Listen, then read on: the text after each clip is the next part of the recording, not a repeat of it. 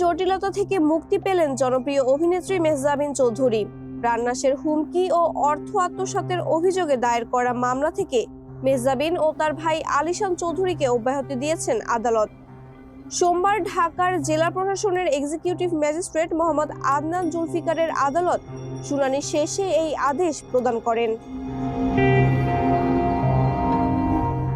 মামলার নথিপত্র অনুযায়ী বাদীর অভিযোগ ছিল পারিবারিক ব্যবসায় অংশীদার করার কথা বলে মেহজাবিন ও তার ভাই বিভিন্ন সময়ে নগদ ও বিকাশের মাধ্যমে মোট ২৭ লাখ টাকা গ্রহণ করেন।